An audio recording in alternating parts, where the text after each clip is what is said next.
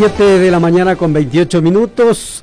Vamos ya con el segmento fuerte de este informativo, para lo cual saludamos muy cordialmente a María Isabel Ceballos y Washington Yepes, quienes están listos ya para el segmento de las entrevistas. Bienvenidos, compañeros, un hermoso día en la capital de la República, ¿no? Sin duda, José Robalino, espectacular la mañana en Quito, como que entramos ya en verano, mi querida María Isabel. Hay un clima hermoso, nubes muy pocas, pero eso sí, más que todo el optimismo, la alegría y este corazón que está latiendo fuerte todavía por el triunfo de la selección ecuatoriana el día de ayer, 3-1 ante Uruguay. Tremendo, los deportistas ecuatorianos nos han dejado pues realmente muy en alto el nombre de nuestro país en estos últimos días. Ese triunfo de Richard Carapaz, ese triunfo en España, los atletas en el sudamericano, bueno, nos han hecho quedar pero muy bien. María Isabel, ¿qué tal? Qué gusto saludarte esta mañana. Muchísimas gracias, con los ánimos renovados, por supuesto, para arrancar otro de los programas de entrevistas y comprometidos como siempre con las audiencias, con ustedes. Acá usted tiene la prioridad, usted nos manda. Así mismo es, pero bueno, anunciamos la agenda para hoy que está pero candente y muy buena, por cierto. Estaremos en poquísimos instantes conversando con el expresidente de la República, Rafael Correa Delgado, en contacto vía Skype desde Ginebra. ¿No? Bueno, muchísimas gracias. Sí, de inmediato, a ver si es que podemos inmediatamente, claro que arrancar con la entrevista. Bueno, más adelante, por cierto, estará el asambleísta Freddy Alarcón y finalmente Alex Gavilanes, vocero de Guías Penitenciarios. Pero tendremos 40 minutos dedicados al expresidente Rafael Correa para proponerle las siguientes temáticas divididas en 4 segmentos de 10 minutos cada uno. El primero, por lo cercano, el balance de los 2 años de gobierno frente al informe de la Nación del presidente Lenín Moreno, luego los casos judicializados, el tema de Arroz Verde y también INA Papers. Ajá. Luego tendremos el análisis económico, si se quiere, por toda la preocupación que genera en la población, y finalmente el tema político de cara a las elecciones 2021. Por supuesto, aquí están estos temas que le proponemos al expresidente. Señor economista, tenga usted muy buenos días. Le saludamos desde Quito, Ecuador, Pichincha Universal, para todo el país y para el mundo. ¿Cómo está? Buenos días. Buenos días, Washington. Buenos días, María Isabel. Gracias por esta entrevista. Qué alegría verlo, al menos por este medio. María Isabel, usted tiene un admirador, porque creo que es esa periodista valiente, honesta. Jamás olvidaré su comportamiento el 30 de septiembre de 2010, cuando no parece que nosotros somos los que agredimos, ¿no? Y agresores entraron a la cabina donde usted transmitía y con cuánto profesionalismo manejó esa crisis. La felicito. Y qué envidia tener, que estén ustedes en Quito, envidia sana, y hablar de la mañana, que esas mañanas esplendorosas de Quito con esa luminosidad única de la mitad del mundo, pues no las encuentran en otras partes del planeta. Yo no estoy en Ginebra, estoy cerca de Bruselas, tampoco vivo en Bruselas, Bélgica, sino a 25 kilómetros. Pero muchas gracias por esta entrevista, muchas gracias Pichincha, muchas gracias Pichincha. Yo no sé si se han dado cuenta, lo que hicimos es imposible, ganar las elecciones en Pichincha y en muchos otros lados, cuando no teníamos partido político, cuando 5 días antes no podíamos registrar del límite de registros, no podíamos inscribir candidatos, cuando 30% de la gente todavía no nos conocía al final de la elección. Si nos hubieran conocido, saber que Revolución Ciudadana era en lista 5, hubiéramos ganado fácilmente a la alcaldía de Quito, que yo creo que la ganamos, dicho sea de paso. Pero en todo caso, ganamos Pichincha, somos la primera fuerza en Pichincha, somos la primera fuerza nacional, quedamos segundo en Guayas, primero en Pichincha, primero en Manabí, y sin que yo esté allá para hacer campaña, sin muchos de nuestros cuadros que fueron a otros movimientos no se presentaron, con un partido prestado, lo que hicimos es imposible, y solo tengo palabras de gratitud para Pichincha y la patria entera. Economista, iniciemos pues entonces este diálogo de acuerdo al esquema establecido. Vio usted seguramente el informe a la Nación que dio el presidente Lenín Moreno. ¿Cuál es el análisis que usted tiene respecto del tema? Yo tengo un problema. Nunca he sido político en el sentido tradicional de la palabra, no contesto lo políticamente correcto. Vengo de la academia. En academia no decir la verdad es un pecado. En política decir la verdad parece ser el pecado. Pero nunca esperarán de mí una mentira. No vi el informe de la Nación. No aguanto ese señor, no aguanto su cinismo, no aguanto su mediocridad, no aguanto su ligereza, su vacío interior, no lo aguanto. Entonces leí reportes. Y obviamente, pues como siempre mintió, destrozó las cifras, habló tonterías y no tiene mucho que informar, pues sí, no ha hecho en 2 años nada que no sea destruir lo hecho y perseguir a la gente a la cual traicionó. Vamos entonces a entrar a el ámbito polémico, si nos permite, expresidente, en el sentido de el nuevo caso de supuesta corrupción que empaña su gobierno y nuevos exfuncionarios están implicados ya con medidas cautelares, prisión preventiva en un caso, grillete en el otro caso. Se trata del caso Arroz Verde, en donde habría algunos hallazgos en el patrimonio, cuentas personales de una ex asesora suya y otras funcionarias del Estado. Además, Pamela Martínez se ha acogido a la colaboración eficaz y han encontrado la materialidad de esa colaboración en un cuaderno, que es el hallazgo que ha mostrado la fiscal general del Estado. Su pronunciamiento. Mire, si quiere, hablamos del informe de la Nación. Yo no lo vi, pero sí lo estudié y sé las mentiras que dijo, ¿no? Si desean regresar a ese tema. Sobre el tema que usted toca, estamos cayendo en la trampa, ¿no? Y tiene el programa, el informe de la Nación, que fue un desastre de un gobierno que es el peor de la historia reciente. Tiene el caso de corrupción, él sí, con cuenta ubicada, 100-4-10, 71-378, Balboa Bank, Panamá, a nombre de INA Investment, INA por sus 3 hijas, Cristina, Karina, Irina, que ahora, hasta el 2015 estaba Edwin Moreno manejando esa cuenta, ahora la maneja Maricilora Patiño, amiga íntima de la familia Moreno. Aquí les estoy mostrando una foto paseando en Venecia con Maricilora Patiño, con su esposo Javier Macías. Pero no hablamos de eso, hablamos de arroz verde. Y mañana se inventarán, qué sé yo, arroz con chancho verde, chaulafán verde, qué sé yo, y nos tendrán distraídos. Usted ha dicho cosas no tan precisas, con todo cariño, Marisabel. No, claro, por favor, aclare la se ha hallado en cuentas. ¿En qué cuentas se ha hallado plata ajena? Ya hoy día el comercio, haciendo el framing que ustedes llaman en comunicación, habla de coimas. Coimas es un soborno. ¿Quién ha recibido soborno? Esto es otro atropello, otra barbaridad. Usted ha dicho se prueba materialidad del delito con un cuaderno. ¿Qué cuaderno prueba una materialidad del delito, por favor? Es la misma estrategia que en Brasil, que en Argentina. Pamela Martínez, en 48 horas, después de que un periódico web de un conocido extorsionador, que ha mentido varias veces, publica el caso Arroz Verde, en 48 horas hay 2 detenidos, 7 allanamientos. En 4 meses, INA Pepe ni siquiera han abierto la cuenta de Panamá, porque saben que saltarán sapos y culebras. Bueno, Pamela Martínez detenida el 4 de mayo. El 30 de mayo dice que allanan su casa en Quito y encuentran un cuaderno, 26 días después. Es que Pamela Martínez es tan torpe para no pedir que le saquen ese cuaderno de su casa a su esposo, a sus hijos, o si quería delatar que le lleven el cuaderno a la cárcel para ver sus apuntes.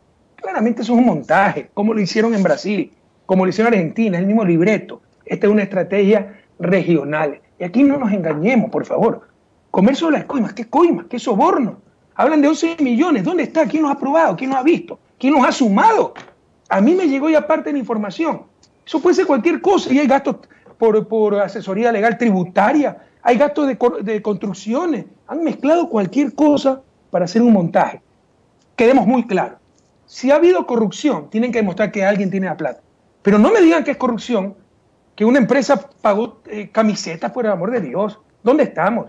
Y recuerde usted que para escandalizar el título del artículo y lo que publicaron los medios, es que Odebrecht puso presidente, haciendo creer que Odebrecht financió la campaña presidencial de febrero de 2013. Tendrán que demostrarlo. Pueblo de Pichincha, ustedes son un pueblo muy culto, políticamente formado.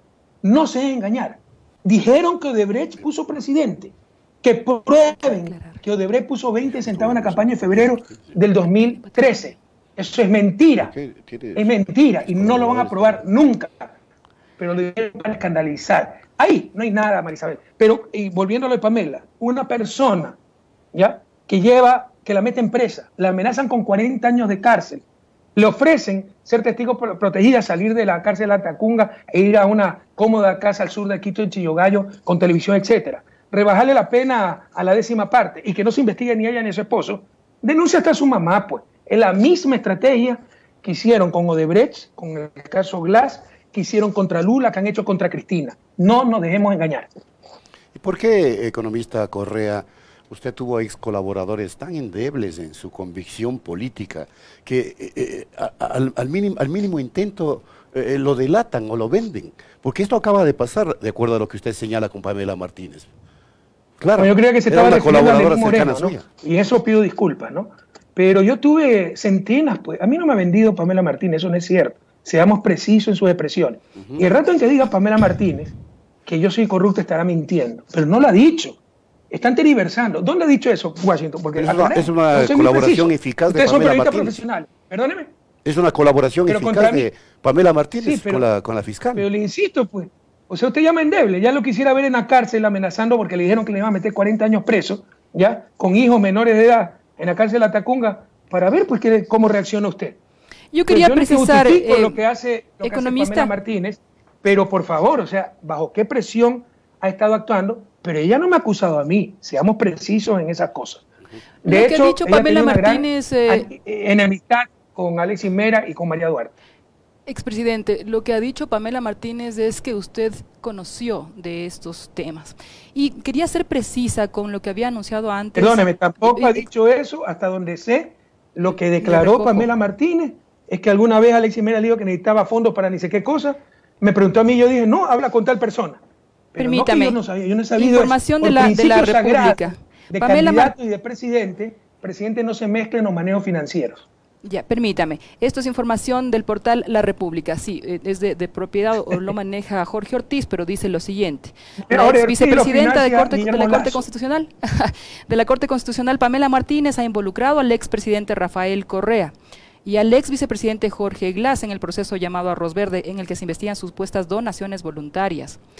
Y bueno, aquí hace alusión a que conoció usted sobre una necesidad de financiamiento que le dijo a Alexis Mera que le pida al vicepresidente Jorge Glass. Eso es lo que menciona el portal La República. Ahora, el otro tema que había mencionado, presidente, permítame solo un segundito, es que lo que se ha encontrado en el patrimonio personal de Pamela Martínez es harto, es muchas propiedades, es 5 vehículos de lujo, propiedades de lujo y algunos ingresos que no correspondían a sus ingresos como asesora o como ex juez o magistrada de la Corte Constitucional. Eso nada más para precisar, para no caer en lo que usted nos ha dicho. Precisar a mí, yo en la República, pues me cuenta el Padre Nuestro y debo creer en el Padre Nuestro, primero, ¿no? Ya. Como usted dice, lo maneja Jorge Ortiz y lo financia Guillermo Lazo, y está Carlos Hijó, un poco odiadores que no son periodistas, sino son activistas. Segundo, no he sabido lo del patrimonio de Pamela.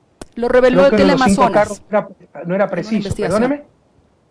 Lo reveló Teleamazonas. Teleamazonas en una investigación en donde contrastó sus declaraciones en el SRI con movimientos bancarios y también con las propiedades que tiene o tendría. Pamela Martínez, pero recuerda que Pamela Martínez en los últimos años fue a la Corte Constitucional, ¿ok? Así es. No era asesora, quieren hacer aparecer como poco menos que trabaja sobre mi escritorio.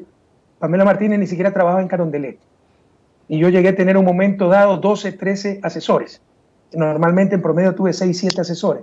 Y Pamela Martínez ni siquiera trabajaba en Carondelet, sino en el edificio de la Unión, pero ese es el framing, el marco que quieren armar. Ya, y justamente para no caer en el framing, vamos con los otros temas. Mencionemos Sina Papers, porque en efecto también hay unas revelaciones del mismo portal La Fuente, de Fernando Villavicencio y de Cristian Zurita, que involucran al jefe de Estado, pero que sin embargo no ha habido la misma celeridad a nivel de las investigaciones en lo judicial. A La Fuente tampoco le creo nada. Recuerden que hace un par de meses La Fuente dijo que yo había comprado una casa en efectivo de $240.000 en Guayaquil. ¿Se acuerdan o no se acuerdan? Sí. Solo este año todo lo que han dicho, que nos financiaba Venezuela. Hoy Villavicencio está denunciando a Cuesta porque reveló información bancaria de su hermano, de los 11 restaurantes que tiene.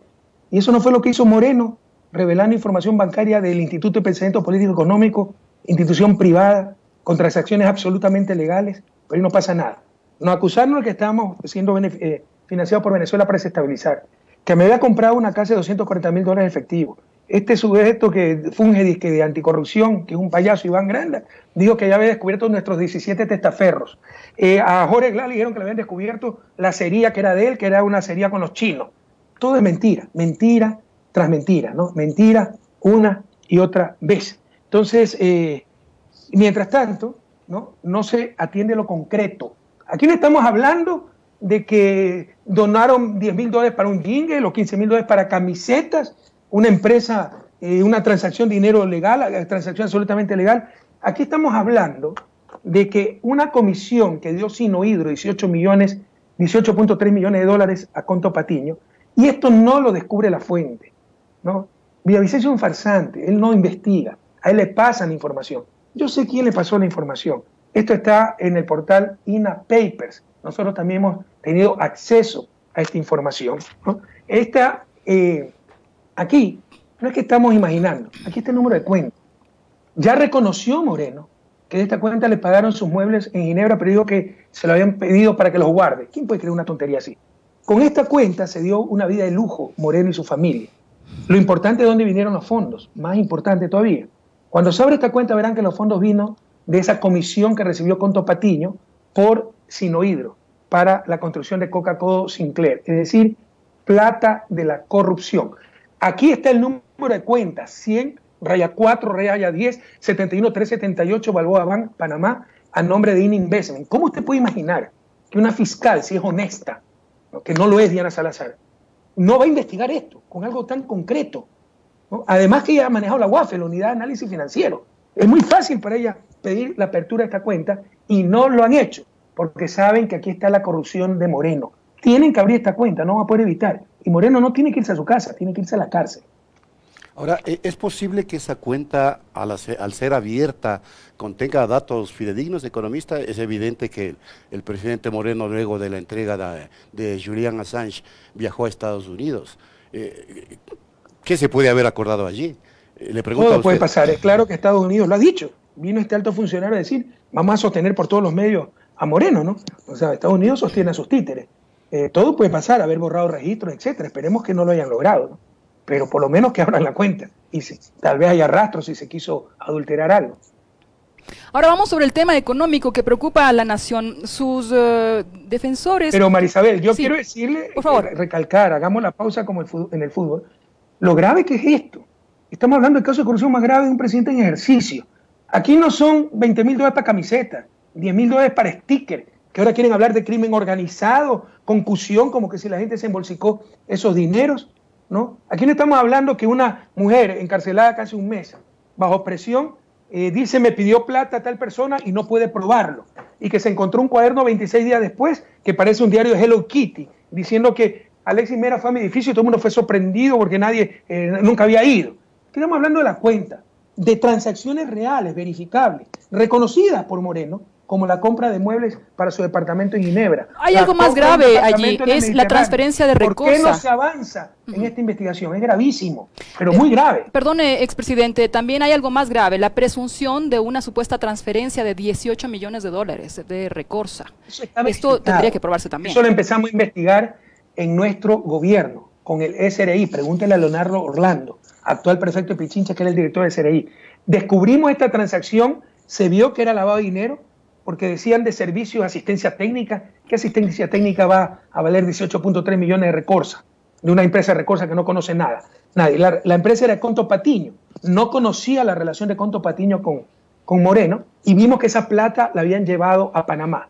Luego, con la filtración de INAPEPER, vemos la cercanía de Conto Patiño, su hija Maricela Patiño, su yerno Javier Macías, con la familia presidencial. Aquí tengo la foto viajando por Europa. Usted puede preguntar a nuestros embajadores, como siempre a todos lados se movía Moreno con Javier Macías, era su testaferro, su hombre de los negocios, y esa plata, 18.3 millones, ha sido depositada en parte en esta cuenta que le digo, 100-4-10 71-378 Balboa Bank Panamá, y en otras cuentas adicionales. Entonces, todo esto se ha ido descubriendo poco a poco, pero lo que sí es claro es que cuando empezamos a investigar este caso en el 2015, enseguida Edwin Moreno, que fue el que abrió esta cuenta e hizo un investment, y ya se contradijeron los Morenos. El uno dijo que le habían comprado hecha a la compañía, no sé si lo recuerden, lo dijo Lenín Moreno, sí. Y Edwin dijo, no, yo hice la compañía. Miren las contradicciones. ¿Por qué no manda orden de detención ya ahí pues la fiscal si le gusta tanto meter preso a la gente? Todo es corrupción, todo está amarrado. Es realmente un desastre esto. En todo caso, cuando ves que estamos empezando a investigar, rapidito, y tenemos todos los documentos, manda la petición de que no salga su nombre y ponen un testaferro que es Maricela Patiño a manejar la cuenta. Bueno, el presidente Moreno ha pedido a la fiscal que en efecto se abran sus cuentas. Esto no da cuenta de que precisamente quiere que se investigue el tema. Pero la de Bélgica me parece, no la de Panamá. Sí, bueno, la de Bélgica, la de Panamá también. No, la de Panamá también, pero no es que pidió que le abran. Revise el texto. Bueno, que le investigue. Que somos estúpidos. O sea, lo que dice, para ver si mi nombre está ahí. Claro que su nombre no está ahí, pues tiene los testaferros. Que me saque una cuenta con el nombre de Jorge Glay. Jorge Glay está preso. Ah, es que el tío dice que tenía contacto con Odebrecht. Bueno, aquí su hermano claramente abrió un offshore y tenía contacto con Conto Patiño, Recorsa. ¿Dónde están las acciones? que no nos vea la cara de estúpido. Por supuesto que no está su nombre, pero hay que ver de dónde vino la plata y a quién fue esa plata. Fue a beneficiar a Moreno y su familia para darse una vida de reyes, con plata sucia de la corrupción. ¿Y cuál es el siguiente paso en las investigaciones? Porque lo que usted nos relata son hechos que prácticamente ya conoce el país y la comunidad internacional. ¿Qué viene luego? Es decir, se va uno a investigar al fondo del caso, se va a conocer la verdad. ¿Por qué no llaman a declarar en el caso Arroz Verde por la publicación de una página web sin ninguna prueba? Una hoja Excel, yo puedo hacer una hoja Excel que diga a Marisabel Ceballos le dimos 2 millones de coimas. Por eso no se puede ir presa a Marisabel, pues. Tienen que comprobarlo. En 48 horas metieron 2 personas presas y hicieron 7 allanamientos. En 4 meses con una paper, ni siquiera han llamado a declarar a Edwin Moreno. Todo está amarrado. Entendamos que la lucha contra la corrupción es una gran farsa. Los corruptos son ellos. No sé si ustedes conocen que hasta contrataron una empresa, el gobierno, en la persecución, especializada, Berkeley Research Group, BRG, le pagaron $250,000 para que investigue mis cuentas, mis testaferros y los de Jorge Glass. No han encontrado nada, porque somos gente honesta. Aquí está la cuenta. Y no hace nada la fiscalía. La fiscal también debería ser investigada por fraude, por corrupta, porque no puede ser que no investigue un caso de corrupción tan claro, tan clamoroso. Bueno, hay también un adagio que dice nada está oculto entre el cielo y la tierra y finalmente la luz brillará en algún momento, la luz de la verdad brillará en algún momento. Ojalá no sea demasiado el tema de la tarde, economía. Perdón, Marisabel, cuando nos han destruido el país. Y otra cosa, lo que sí cree esta gente en su vanidad es que el poder les durará para siempre. Pierden el poder, no tendrán dónde esconderse, porque cuando se libere la justicia, cuando se libere la autoridad de control, cuando se pueda hacer frente a esa prensa que cubre todo, se demostrará toda su sinvergüencería. Todo tiene cotización en el país. Los corruptos son ellos. Eso no se veía en el país. La ciudadanía la siente. Antes no sentía corrupción, ahora sí, la siente en cada paso. No nos engañemos. Los corruptos siempre fueron ellos. Ya, y vamos a retomar entonces en el ámbito de las preocupaciones más angustiantes de la población, el alto desempleo, la elevación de la pobreza.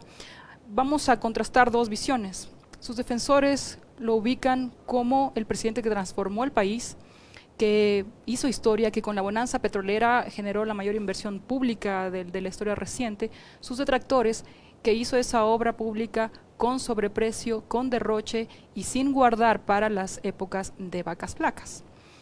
¿Cuál es su valoración? Marisabel, la economía es una ciencia. Aquí no hay donde perderse. ¿Eso no es? ¿No? Entonces ahí están las cifras y están los informes internacionales, empezando por el Fondo Monetario. Tiene informes a este gobierno diciéndole la economía está estabilizada, está creciendo, está bien. ¿No? Los documentos que presenta el gobierno, para que vean cómo nos engañan, mientras dicen una cosa para el público, 70.000 millones de deuda externa, los documentos que le presentan al Fondo Monetario son 46.000 millones, perdón, de deuda pública, son 46.000 millones de deuda pública, ratificando que dimos la verdad, que ellos se han endeudado en 7.000 millones más, y hace 2 años era 39.600 millones, como siempre lo dijimos. Una cosa es lo que mienten al público, pero como al Fondo Monetario no le pueden mentir, ahí sí mandan la real situación, los datos reales. Con esos datos reales, indiscutibles, o sea, no perdamos el tiempo. Pregúntele a cualquier economista profesional, no se imagina cómo nos admiran en el exterior. Hay cátedras sobre la revolución ciudadana en universidades europeas, en universidades norteamericanas. Duplicamos el tamaño de la economía. Crecimos 1 punto más que el resto de América Latina en promedio durante 10 años, pese a tener dólar. No tenemos moneda nacional, lo cual los técnicos saben que son grandes ligas. Fuimos de los 3 países que más redujimos pobreza, tal vez el que más redujimos pobreza en la región. Fuimos de los países que más redujo desigualdad. Pasamos de los últimos puestos de infraestructura al segundo puesto de infraestructura. Pasamos de ser importadores de energía a exportadores de energía, ¿no? Y una serie de récords, el sistema educativo que más avanzaba, el sistema de educación superior que más avanzaba, el programa de becas tal vez más grande del mundo. O sea, no podrán tapar el sol con un dedo. Y esto de que con sobreprecio, esta gente miente. Díganme los sobreprecios dónde están, para ser yo el primero en sancionar, en denunciar a ese traidor. Pero, por ejemplo, la refinería del Pacífico es uno de los ejemplos que se ponen. Se ponen como ejemplo la refinería del Pacífico, el movimiento de tierras más caro del mundo, dice. Qué bueno que me diga eso. Gracias. Porque una cosa es tener la política apasionada y otra cosa es la política canallesca. Estamos en tiempos muy raros, tenemos política canallesca. O sea, antes Abdalá era la excepción, ahora es la norma. Hay que ser canalla como él, mentiroso. Y Moreno compite con Abdalá Bucaram. Revise, se ha informado 10.000 veces que la compactación más grande de la historia de la refinería del Pacífico, compactación especial porque no es para poner un kiosco, es para poner una refinería, costó 300 millones. Los estudios que cuestan 5% del proyecto, que más o menos está valorado en 12.000 millones, son 600 millones. Las obras de compensación, eso le suma 1.200 millones. Con impuestos que son para nosotros mismos, plata del bolsillo derecho y del izquierdo, 1.500 millones. Y pese a que se le demuestre eso, siguen repitiendo, el relleno valió 1.500 millones. Ya basta. Eso es ser canalla, eso es ser ruin. Eso es jugar con la gente. El terreno costó 300 millones la compactación. ¿Pero por qué se hizo la compactación? Si no se hubiera hecho y tuviéramos el financiamiento, esperaríamos 2 años para construir la refinería y me estarían insultando porque no avancé los trabajos. Lo que pasa es que usted puede tomar buenas decisiones y tener mala suerte. En 2014 todo avanzaba muy bien y se desplomó el mercado financiero. ¿Por qué en 2 años no ha avanzado nada? Incluso el ministro Pérez dijo que había 7 empresas interesadas. ¿Sabe por qué, María Isabel? Porque quieren llevársela a Guayaquil, pues. Si esa siempre fue la disputa con los socialcristianos. Se pusieron enojadísimos cuando yo dije, va a Manabí, la refinería. No nos engañemos y no dejemos que nos mientan tan fácilmente. En todo caso, continuando con los datos económicos, no con opiniones, ¿ya? Por esto de que decía de los sobreprecios. Mire, le acabo de mentir. Pero si algo estaba presupuestado en 100, había más movimiento de tierra y se reajustaba el contrato a 120, lo cual es perfectamente legal, un mentiroso como Moreno dice sobreprecio. Eso no es sobreprecio. Y con eso nos han tenido engañados. Si no, ¿dónde están pues los juicios por sobreprecio? ¿Dónde están las sanciones? Empezando por las empresas, porque no es solo el funcionario, es la empresa constructora la que va a estar sancionada. ¿Dónde están esas empresas sancionadas? Dígame una empresa sancionada por sobreprecio. Nos están engañando, nos confunden reajuste de precio con sobreprecio. Por último, estamos en el siglo XXI. Esta gente es tan elemental en sus análisis que cree que guardar para las vacas flacas es como en el antiguo Egipto, que se guardaban los granos en grandes hilos. Por el amor de Dios, guardar para las vacas flacas es tener proyectos multipropósitos contra inundaciones para seguir produciendo incluso con diluvios. Es tener carreteras para mejorar la competitividad sistémica. Es tener energía para garantizar la actividad económica. Solo por hidroeléctricas estamos ahorrando cerca de $1.000 millones. Por refinería de Esmeralda, la repotenciación, 300 millones. Por el Tiputini, que yo le empecé y le dije al pueblo ecuatoriano, pueden ver mis intervenciones, que solo vamos a poner plata. El ingreso será para el futuro gobierno, porque nosotros actuamos con responsabilidad de patria. Se están recibiendo por lo menos 800 millones. Ahí van 2.100 millones de dólares, que no se registran, pero que existen. Que yo los tenía que gastar o no los tenía como presidente, este señor sí los tiene. Eso es guardar para la vaca flaca. A tal punto que la tormenta perfecta del 2015-2016, desplome, precio de petróleo, apreciación del dólar, terremoto, juicio perdido, la superamos en tiempo récord y con el menor costo posible. Eso es guardar para la vaca flaca del siglo XXI, no la torpeza de poner la plata bajo el colchón. Economista, el hecho cierto es que mientras el país se encuentra enfrascado en esta polémica entre lo que se denominan correístas y morenistas, el propio gobierno se apresta a aprobar las exigencias del Fondo Monetario Internacional en la Asamblea, para lo cual constituye una mayoría. Y esas exigencias del Fondo Monetario Internacional van a afectar, sin lugar a dudas, al pueblo ecuatoriano: privatizaciones, nuevos impuestos, es decir, una serie de medidas que definitivamente pauperizarán más a la población ecuatoriana. ¿Usted sabe quién es Desmond Tutu? Desmond Tutu, el obispo africano, ganador del Premio Nobel de la Paz, él tiene una frase muy linda que dice: la neutralidad en condiciones de injusticia es ponerse del lado del opresor.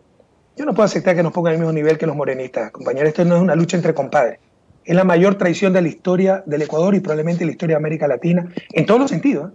Incluso traición a la patria grande, traición a Julian Assange, después de 2 siglos. No se imaginan cómo se ha destrozado la reputación del país. Después de 2 siglos se seguirá hablando de cómo un país, ¿no?, entregó a sus refugiados, a sus asilados. Eso no existe. Creo que es primera vez en la historia, una traición enorme que ha destrozado la confianza en el país. ¿Quién va a pedir asilo en el futuro en Ecuador después de tremenda traición? Entonces no estamos hablando de una pelea de compadres, morenistas contra correístas, no reduzcamos algo tan grave. Son ellos los que traicionaron a la patria, empezando por sus compañeros, botando al tacho de la basura el programa político ganador, calumniándonos para en su mediocridad no hacer nada, pero distraer a la gente con la supuesta lucha contra la corrupción, traicionando a la patria, siendo ellos los corruptos, como en el caso INA Investment. No pongamos, o sea, sepamos discernir. Aquí estamos en una lucha por la verdad, por la democracia, mientras que los otros traicionaron todo aquello. Vea, con respecto a la mayoría, por favor, o sea, reflexionemos. Esto no ocurre en un país desarrollado. Yo cuando hablo con periodistas españoles, belgas, no entienden, porque es imposible en Bélgica que ganen los ecologistas y apliquen el programa del Partido Liberal. Eso no existe en una democracia. Al día siguiente se cae el gobierno. Entonces no entienden cómo un tipo que ganó con nuestro partido está aplicando un programa neoliberal. No le entienden. Rompió la democracia, debe irse a su casa, y por corrupto debe irse a la cárcel. Pero no solo eso, le da mayoría Guillermo Lasso. Dice que para gobernabilidad. Compatriotas de Pichincha, del Ecuador. Guillermo Lasso, creo, no eran los que ni siquiera reconocieron el triunfo de Moreno. No son los que dijeron que hubo fraude. Después de 2 años de controlar el Consejo Nacional Electoral, ¿dónde está el fraude? ¿Mintieron? ¿O mienten ahora o mintieron antes? Pero ni siquiera reconocían a Moreno como triunfador y ahora le dan todo el apoyo. Dice que para gobernabilidad. ¿Qué gobernabilidad? Están haciendo los negocios de su vida. La banca está rompiendo todos los récords de utilidades. Conmigo, con una economía en crecimiento, sin desempleo, salarios creciendo, la máxima utilidad que lograron fueron 200 millones y era récord. Ahora están logrando 550 millones, si la memoria no me falla, más de 500 de seguro. Más de 500 millones de dólares en una economía que no crece. Hay varias formas de corrupción. Utilizar el poder político para beneficiar su gallada es ser corrupto. Y se está utilizando el poder político para beneficiar, entre otros, a los banqueros. Porque una economía que no crece sin dinamismo, si estos señores aumentan en promedio 40% sus utilidades, no es que están creando riqueza, están quitando riqueza a usted, Washington, le están quitando riqueza a usted, Marisabel, a los ciudadanos que nos escuchan, cobrándole más por sus créditos, por los servicios bancarios. Entonces nos están quitando riqueza a todo, eso también es una forma de corrupción. Entonces, la lógica de Guillermo Lasso, lo que hace no se entiende de lo político, porque va a aniquilar a Creo. Se entiende de lo económico. El Banco de Guayaquil en 2018 logró 60 millones de dólares en utilidades y no está dispuesto a perder esa platita y está entonces presto a apoyar hasta un inútil como Moreno. Sin embargo, esto va a pasar factura. Yo de todos modos creo, no sé si han leído el acuerdo con el fondo. Yo estoy seguro que ningún ecuatoriano participó en eso, porque es una falta de profesionalismo y un simplismo total. Por ejemplo, les habla de devaluación real. ¿Saben lo que es devaluación real? Cuando tienen moneda, devaluación es que la moneda pierde valor con la moneda extranjera. Como no tenemos moneda, dicen que los costos laborales son muy altos, nunca dicen que los costos financieros son muy altos, ¿no? Eso son relaciones de poder, el capital no domina, nunca va a decir que los intereses son muy altos, va a decir que el salario es muy alto. Y para que haya devaluación real, ¿sabe lo que propone el fondo? Reducir salarios, y reducir en cerca del 30%. Y una forma de reducir es con las trampas que nos están poniendo, la flexibilización laboral, trabajar 12 horas por día. Hoy se puede trabajar 12 horas por día, pero tendrían que pagar horas extras, pues. El rato en que no tienen que pagar horas extras, están ahorrando plata, están disminuyendo el salario real. Eso es lo que la gente sencilla no entiende, ¿ya? Entonces, ese programa es gravísimo. Tan grave que yo creo que no lo van a poder pasar en asamblea. Proponen aumentar el IVA, precio de los combustibles, quitar subsidios. Proponen aumentar el IVA. Entonces, yo creo que incluso con el amarre que han hecho en asamblea, no lo van a poder pasar. Si lo pasan, tendrán graves problemas lo que lo aprueben en asamblea. Si no lo pasa, tendrá graves problemas el gobierno. Pero habrá problemas y vienen tiempos medio más todavía convulsionados. Ahora, alguna de las deudas que se le reclama al expresidente es que desarrolló una economía dependiente de la inversión pública y del Estado. Y se dice que es el desarrollo de la productividad la que quedó en pausa. ¿Cuál sería su respuesta? Para ir al tema político que también nos interesa. Sí, es mi área, me encanta, ¿no? Pero no sé quién ha dicho eso para dejarlo de año en primer año de economía. Primero, si fuera cierto que tuvimos una economía... ¿Puedo citar cualquier cantidad de economistas que han estado aquí que lo han mencionado? Dígame quiénes, por ejemplo. Bueno, han estado muchos. Dígame un nombre, a ver si es economista o ideólogo. Porque una cosa es ser economista, yo tengo mi ideología, pero cuando hago análisis económico soy economista. ¿Ya? Eso se llama honestidad intelectual, pero hay gente que no la tiene esa honestidad intelectual y cuando hablan de economía siguen siendo ideólogos, ¿no? Ya, entonces, el Estado generó, digamos, una si fuera una lógica de producción de la inversión pública dividió la economía, ¿cuál es el problema? No, claro, está bien, no estoy criticándolo, lo que le digo es que es una deuda que le piden que, digamos, reconozca, haya cumplido que se haya dirigido la economía a la inversión pública. ¿Quién prohibió inversión privada? Tercero, vendrá uno de estos ortodoxos a decir el efecto crowding out, más inversión pública, menos inversión privada. Eso es mentira. ¿Acaso una carretera espanta inversión privada o atrae inversión privada? ¿Acaso tener seguridad energética? La memoria es frágil. Cuando yo llegué al gobierno en el 2007 habían cortes de luz, los tuvimos hasta el 2008, o no recuerdan. y cortes de luz de varias horas, 10 horas diarias. Yo recuerdo Ya, muchas cosas, perdón. entre otras, por ejemplo, Diego Martínez nos dijo acá que la inversión solamente medido el periodo, incluso de crisis, entre el 2016 y 2017 tuvo mayor inversión extranjera que la que hay ahora mismo, que apenas llega, me parece, a 1.400 millones de dólares. Por supuesto, ¿Y qué hubo? es un mito. Fuimos los campeones a nivel regional, llegamos a 14% de inversión pública con respecto al PIB, lo cual no espanta inversión privada, atrae. O tener buena energía no atrae inversiones. O tener seguridad, Marisabel, Washington, no atrae inversiones. Acuérdense que antes las empresas tenían que tener sus guardias propios, sus motores propios cuando se vaya a la luz. Todo eso eran costos adicionales. Entonces no me digan que no me damos competitividad y que no me damos productividad, que es un concepto diferente a competitividad. Para que haya competitividad debe haber productividad, pero lo contrario no es cierto. Pero ¿cómo se da productividad? Con educación, con mejores universidades. ¿Acaso no hicimos un esfuerzo? Con innovación. Que no hablen de memoria, no le digo a usted, esos pseudoanalistas que en verdad son ideólogos disfrazados de técnicos. Ya, ahora, hay otra cifra muy clara, 16% de credibilidad es la que tiene el presidente Lenín Moreno. En las últimas elecciones seccionales, al unísono, la mayoría de los medios de comunicación importantes manifestaban que el gran ganador era Jaime Nebot y se apreciaba las pancartas de Jaime Nebot a la presidencia, pero todavía existen todas estas estrategias para limitar en lo máximo que usted pueda siquiera acercarse al sillón presidencial de nuevo. Bueno, me inhabilitaron con un referéndum inconstitucional. No es mi interés. Yo quería retirarme de la política, Marisabel. No me lo han permitido. Descubrí muy tarde que uno puede decidir retirarse de la política, pero la política no decide retirarse de uno. Empezaron a aniquilar mi patria, que es uno de mis proyectos vitales, perseguir a mis compañeros, perseguirme a mí mismo. Yo tengo 25 investigaciones criminales. 25. Hasta por mal uso de avión presidencial. Más 25 auditorías con glosas, con multas de Contraloría con este fantoche de Pablo Celi, que es un instrumento de persecución, ¿no? Entonces, ¿qué nos queda? Regresar a la política para tratar de remediar eso, para defender a la patria, defender a nuestros compañeros, a nuestra propia familia, a nuestra reputación. Pero no me interesa, yo no creo en carreras políticas, yo creo en el poder político para servir. Entonces, si en un momento dado tengo que ser candidato a algo para recuperar la patria, lo seré. Pero créanme que nunca me ha gustado victimizarme. Sí sería un sacrificio, porque mi vida en los próximos años está aquí en Bélgica, donde están mis hijos, donde mi esposa, etc. Usted tocó temas interesantes, 16% de credibilidad. Puede haber un presidente con 16% de credibilidad. Renuncie rápido, señor Moreno, tenga sangre en la cara. Usted habló de Jaime Nebot, preparar la presidencia, el camino a la presidencia. No nos dijeron que el referéndum era para dar espacio para los nuevos cuadros jóvenes. Todo era una gran farsa. Era porque sabían que si Correa estaba ahí, nunca iba a ser presidente un Jaime Nebot. Nunca, que en paz descanse. Trujillo iba a poder hacer todo lo que hizo en el Consejo de Participación Ciudadana. Entonces, no se trataba de dar espacio a los jóvenes, se trataba de repartirse la patria con los mismos de siempre, y un estorbo era Rafael Correa y la Revolución Ciudadana. ¿Se ha podido, en esa perspectiva política, o no se ha podido, mejor dicho, economista, estructurar un movimiento que pueda ir generando nuevos cuadros que en efecto no dependan de un solo líder, como es usted, y que puedan responder políticamente lo que se viene, que son retos demasiado importantes e históricos, economista? Usted, Washington, parte de prejuicios que no son correctos.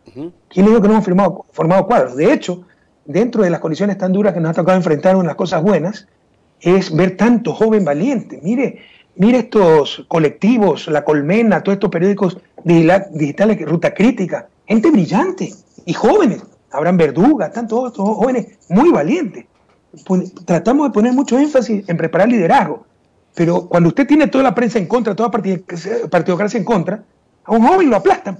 Te necesita alguien que ya esté conocido, o sea, el líder ya es conocido, tiene una ventaja, pero lo importante, si usted es un líder honesto, es utilizar ese liderazgo para abrir camino a los demás, y siempre lo hemos tratado de hacer. Sobre la organización política, ya le digo, tenga la plena seguridad del pueblo ecuatoriano, que jamás me ha interesado el poder. Me ha interesado la patria. Si me hubiera interesado el poder, seguiría siendo presidente, pues hay alguien duda que en el 2017 lo hubiera vuelto a derrotar. Pero en todo caso, usted ha hablado de la organización política. Tengamos conciencia de lo que ha pasado. Nos robaron Alianza País, absolutamente en forma ilegal. Tratamos de inscribir Revolución Ciudadana. Dijeron, no, ese es el lema de otro partido. Después de 2 meses tenemos tonteando, nos lo negaron. Quisimos registrar revolución alfarista. No, que Alfaro era liberal, no era de izquierda, después de 2 o 3 meses. Quisimos inscribir más nada, nos resucitaron otra directiva para crear conflicto. Finalmente, tuvimos que pedir participación en Compromiso Socialista 5. La memoria es frágil. Por un instante, imagínense si hubiera hecho eso con un opositor. Estaría en la Corte Penal Internacional de La Haya. Eso es atentado a los derechos humanos, atentado al derecho de participación política. Pero como es contra Correa, contra Revolución Ciudadana, no pasa nada. Ellos tienen todo, tienen todos los poderes que se llaman los factores reales de poder. El poder económico, el poder militar, la oficialidad, la alta oficialidad los apoya. El poder mediático, que es el gran poder de nuestra época, incluso poder eclesiástico. Lo único que no tiene es pueblo. El pueblo está con nosotros. Lastimosamente, no es suficiente. Esto también nos ha llevado a la realidad, ¿no? Que el pueblo quiteño movilizándose saca presidente. No es verdad. El pueblo quiteño daba el pretexto para sacar al presidente. Pero sacaban la asamblea del Partido Social Cristiano cuando ya se cansaba el títere de turno. Lo sacaban los militares o lo sacaban los medios de comunicación. Entonces la lucha es cuesta arriba, pero hay que darla. Y si logramos una cohesión, una movilización social de verdad, podemos triunfar y mandar constitucionalmente, porque lo permite la Constitución, a este gobierno a la casa antes de que acabe de destruir la patria, antes que tengamos una crisis como el 99, porque allá vamos. Porque lo que está haciendo el fondo pone en riesgo la misma dolarización. ¿Ok? Revisen la historia, jóvenes que me escuchan, aprendan la historia. Revisen las políticas de los años 90. Son exactamente las mismas políticas que nos están imponiendo ahora. Y en esa perspectiva del accionar político de su movimiento, ¿usted ratifica esto que ya anunció, la posibilidad de ser candidato a la vicepresidencia? ¿Y de qué cuadro hablaríamos presidenciable? No, eso es muy prematuro para hablar. Mire, yo tengo la pero ya se están moviendo las frutas. O sea, ya lo está protegiendo impúdicamente el Consejo Nacional Electoral. Negaron la petición de revocatoria de unos migrantes porque saben que vamos a reunir la firma y si va a consulta popular se va este presidente. No lo pasó el Consejo Nacional Electoral, diciendo que no estaba de acuerdo. Un consejero dijo, no estoy de acuerdo con que se quiera revocar el mandato porque no se ha cumplido el plan de gobierno. Si precisamente eso es lo que establece la ley y la Constitución. Porque democracia no es votar por una cara bonita, por un apellido, un abolengo. Es votar por un programa de gobierno. Si no traicionas la democracia. Es una barbaridad lo que hicieron. Yo no pierdo la esperanza de que este gobierno se vaya rápido a la casa. Constitucionalmente. Por eso reformamos, por eso la Constitución del 2008, con la experiencia que habíamos tenido los 10 años anteriores, estableció esos mecanismos. Debe saber el pueblo ecuatoriano que si hay muerte cruzada, eso es anticipación de elecciones legislativas y presidenciales, hay nuevas elecciones, pero hasta el 2021. Ese sería el escenario ideal. Yo pudiera participar de vicepresidente, habría que discutir quién es presidente para ganar. Y créanme, desde ahí organizo una asamblea constituyente para recuperar la patria. En el 2021 vuelvo acá. Mi vida está en Bélgica por los próximos años y bastantes años. Aquí están mis seres queridos, aquí está mi familia nuclear. Mi madre sí está en Ecuador y es una de mis grandes preocupaciones. Dios quiera que la pueda volver a ver. Pero en todo caso, mi familia nuclear está acá. Yo les dije al pueblo ecuatoriano, mi vida está acá, quiero dedicarme a la academia. Pero iría tan solo para ganar esa elección, hacer una asamblea constituyente y recuperar lo que nos robaron con los transitorios sobre todo.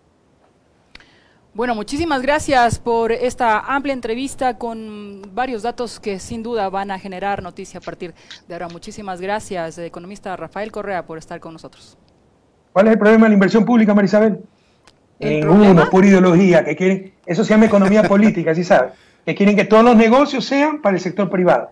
Y si el sector privado quiere hacer una hidroeléctrica, bienvenido. Pero no me va a sentar de brazos cruzados a esperar que la haga, si nos falta electricidad, ¿verdad? Bueno, hicimos por eso la revolución energética. No, sin duda. Entre otras nosotros como progresistas claramente lo manifestamos, estamos del lado correcto a la historia en el sentido de defender los intereses de las grandes mayorías, pero hay que contrastar con la información que también se presenta y precisamente para poder desmontar algunos que son elementos mitificados y otros que de pronto sí pudieron haber sido mejor realizados, en el caso de la agricultura, en el caso de las pymes. Con lo primero, organicen un debate y yo le propongo nombres de jóvenes economistas brillantes, que verán que los hacen un paseo a estos señores del siglo pasado. Sobre lo segundo, de seguro, después de 10 años de transformar la patria, de seguro cometimos errores, pero jamás hemos cometido el principal error, equivocarnos de lado.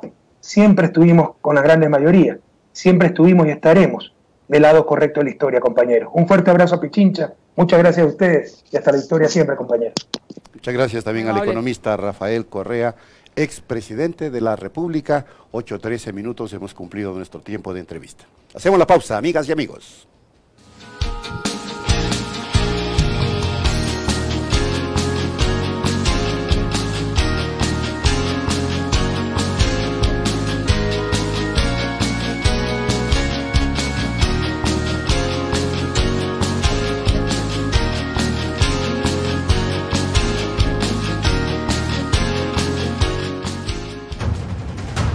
Punto Noticias, el mundo de la información.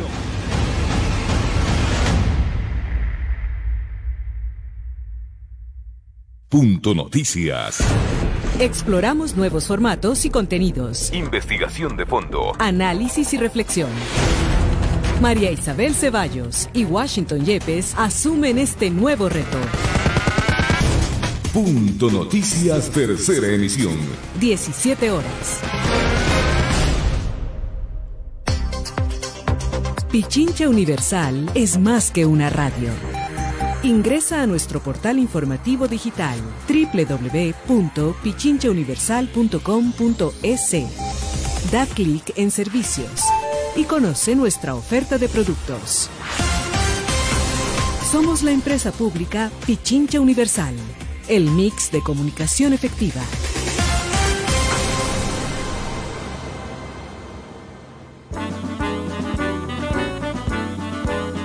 Amigos, ¿qué tal? A ustedes que me escuchan siempre en Llegó la Noche y la mejor música del mundo, quiero invitarles a que me acompañen desde este lunes 3 de junio en mi nuevo horario. Lunes a viernes, 18:30. Gracias por preferirnos. Les espero. Llegó la noche con Francisco Aguirre, de lunes a viernes, 18:30.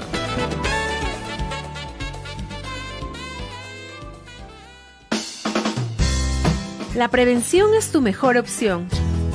Amigos, vivamos en un buen ambiente, que el respeto mutuo y la obediencia a la ley sean nuestras normas de convivencia diarias. Este es un mensaje de la Policía Nacional, Distrito Nanegal. Estamos conectados contigo. 95.3 FM y en el noroccidente de Pichincha, Santo Domingo de los Áchilas y parte de Esmeraldas, 94.5 FM.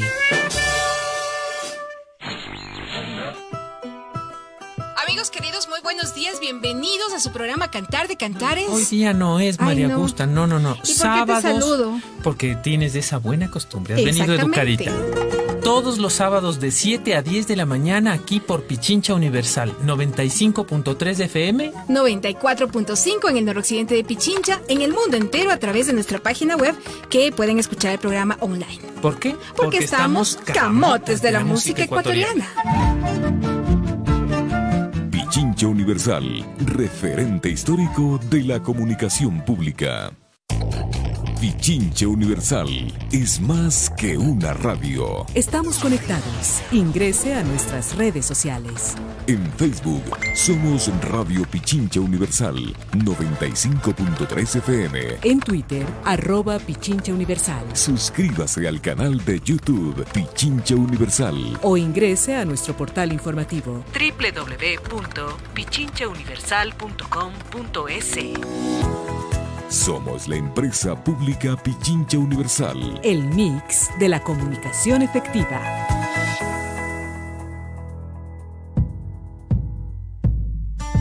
Pichincha Rimay es el espacio que pretende juntarnos para hablar y aventurarnos por esos caminos de Pichincha, identificar rostros, seguir la huella a personajes, resaltar la creatividad de los emprendedores, conocer su vida cotidiana, un diálogo de ida y vuelta, donde la música será uno de los principales ingredientes. Juntos conoceremos sobre turismo, gastronomía y muchos otros temas de interés. Pichincha nos acoge y nos anima a conocerla y a quererla, porque yo soy pichinchano de corazón. Pichincha Rimay con Edwin Coral, 10:30, a partir del lunes 10 de junio.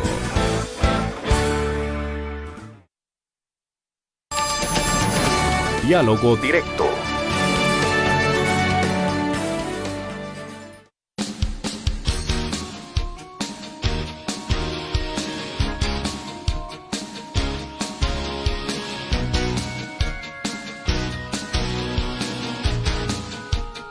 Son las 8:18 minutos, 8 horas 18 minutos. Continuamos, amigas y amigos, y ya estamos saludando al asambleísta de Sociedad Patriótica, Freddy Alarcón. ¿Cómo le va, asambleísta? Buenos días. Muy buenos días, gracias por el espacio y también gracias a los oyentes que nos escuchan en este momento. Ustedes pertenecen al bloque del VIN, ¿no? O del VADI. Bueno, yo pertenezco al VADI. Al VADI. Sí, al VADI. Es decir, están dentro de este acuerdo último que eligió a Litardo. Así es, estamos dentro de un acuerdo nacional por el tema de la gobernanza y por otros temas importantes, como ustedes conocen, que es básicamente el tema de la seguridad social, el tema de la reforma laboral profunda, que tenemos que tener mucho cuidado en estos temas, que no vayamos a afectar el derecho de los trabajadores por un lado, pero también que no vayamos a sintonizar mayormente estos discursos de los dirigentes que dicen que no quieren el trabajo por horas,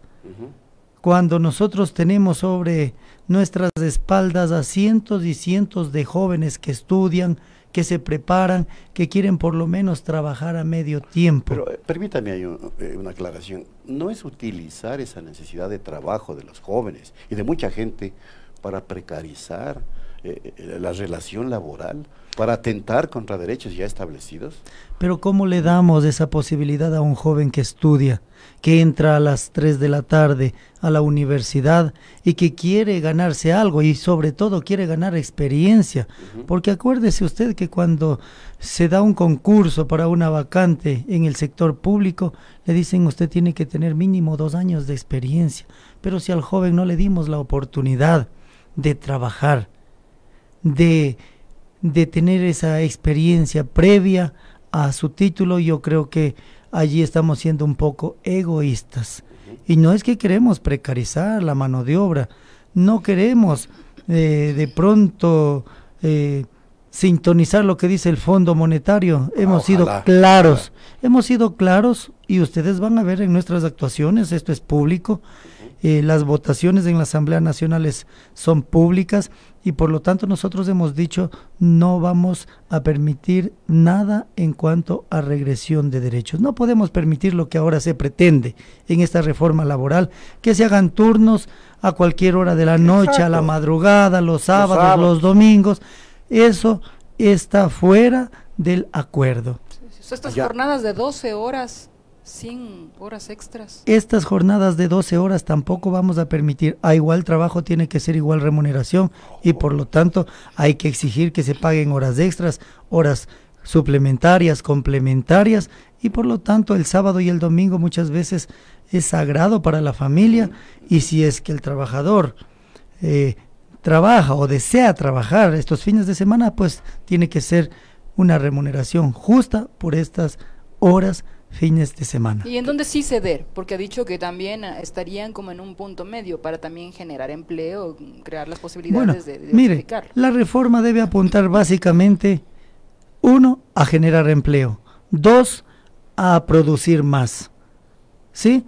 Porque a mayor producción habrá mayor fuentes de empleo, mayor demanda de mano de obra, y por lo tanto en eso estaremos absolutamente de acuerdo en apoyar esta propuesta de reforma laboral. El empresariado dice, o más bien las cámaras, porque hay un conjunto de empresas pequeñas y medianas que tienen otro discurso, pero la gran empresa señala que para producir más hay que hacer más competitivos los costos de producción, y entre ellos está, por ejemplo, el salario que lo consideran de los más elevados de la región, por lo cual en algún momento habrá que tocarlo.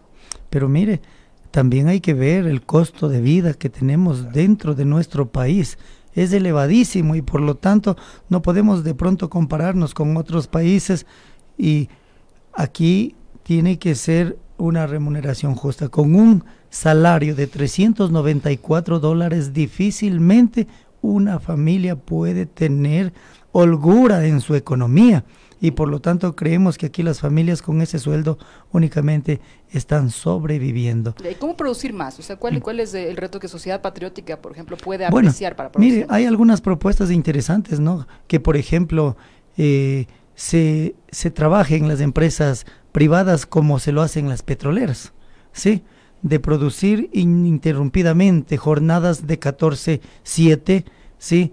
De 22/8, por ejemplo, son algunas propuestas interesantes que no se vaya a parar prácticamente. Mientras unos están descansando, otros están produciendo, están trabajando, y entonces eso sería también algo beneficioso, que no se pare en ningún momento la empresa, que siga produciendo, y por lo tanto aquí habrá más empleo para las personas. Si unos trabajan 14 días, otros descansan 7, y así están rotando, ¿no es cierto? Están rotando, como se hace en el tema de la seguridad privada, en el tema de los guardias, ¿no? Allí, por ejemplo, para un puesto que se llama, se necesita 3 personas, ¿sí? Entonces yo creo que esta será una forma de darle mayor empleo a la ciudadanía y de que de pronto se produzca también más en este país. Ahora, tema seguridad social, que usted ya lo mencionó.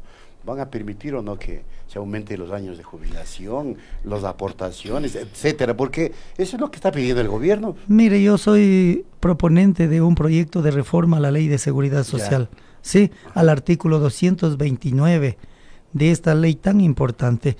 Y no podemos permitir en este país, que hemos visto ejemplos dolorosos, si cabe el término, de que nuestros jubilados están amarrándose, haciendo huelga de hambre para que les paguen lo que por derecho les corresponde, y querer subir la edad en el país es realmente en contra de todo lo que se habla, de que vamos a trabajar por los temas sociales, que vamos a trabajar por nuestros viejitos. Yo creo que el discurso es uno y la práctica es otra. Aquí no vamos a permitir. Mire, más bien lo que estamos proponiendo es que se haga una auditoría profunda al seguro social, a la seguridad social.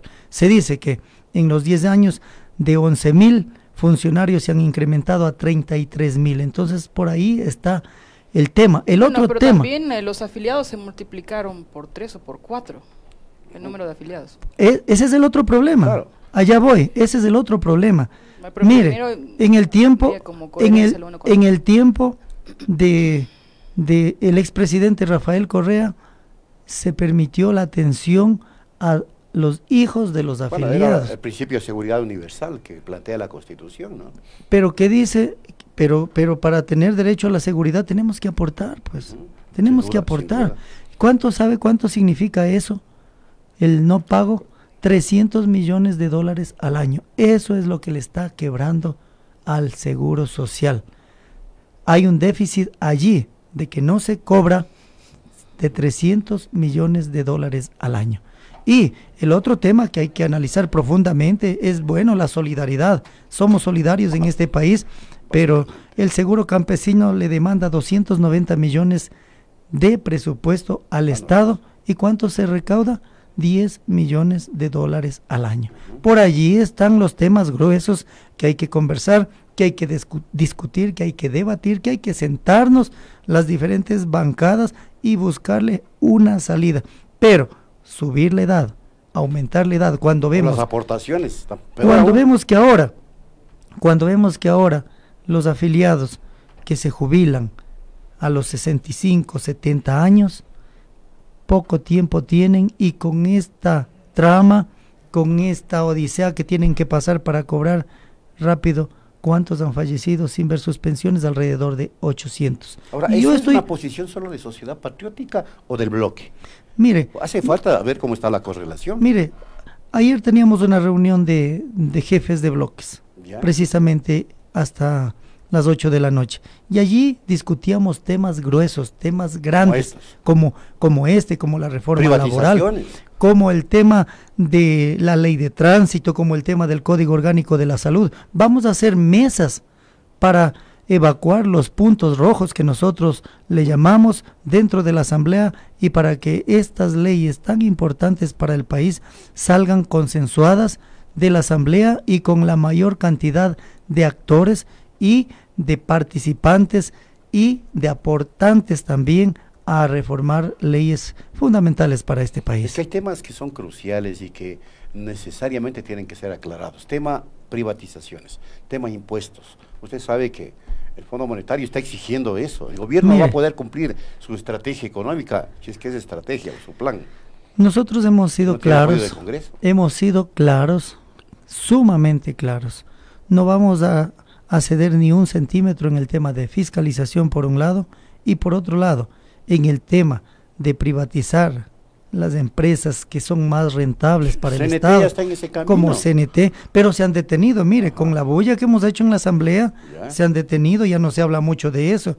CNT, CENEL, que son las empresas que mayor aportan al Estado, y que ahí, yo como decía alguna vez en un medio público, más bien lo que hay que hacer es una investigación. Allí lo que tiene que actuar es Contraloría, porque también hay indicios de altísima corrupción en estas instituciones que deben ser quienes, y como son hasta el momento, quienes sostienen también parte de la economía del país. Yo sí quisiera insistir en el tema del acuerdo con el Fondo Monetario Internacional, y en el paquete de reformas que podrían venirse, y que no sé si es que le pudo escuchar hace un rato el expresidente de la República, Rafael Correa Delgado, dijo que el gobierno no necesariamente encontraría los votos en la legislatura para apoyar un paquete de reformas tales en materia tributaria como aumentar el IVA de un tajo de 2 a 3 puntos. Eso es cierto, es evidente, y nosotros no vamos a permitir ni un punto más de incremento en el IVA, porque esto sería precarizar aún más la economía de los más desprotegidos en este país. Y ¿cuál ha sido nuestras propuestas en los planes de trabajo? Inclusive bajar el IVA cuando estaba al 14%, ¿sí? Bajar el IVA, y seríamos incoherentes. Ahora, si apoyaríamos un paquete de reformas en este sentido, que incremente el IVA, que de pronto incrementen otros impuestos en este país. Ya, el otro tema que está dentro de este acuerdo, que además está colgado, por cierto, ustedes pueden leerlo, está en el portal de finanzas.gov.es, el Ministerio de Economía y Finanzas, el acuerdo abreviado del Fondo Monetario Internacional.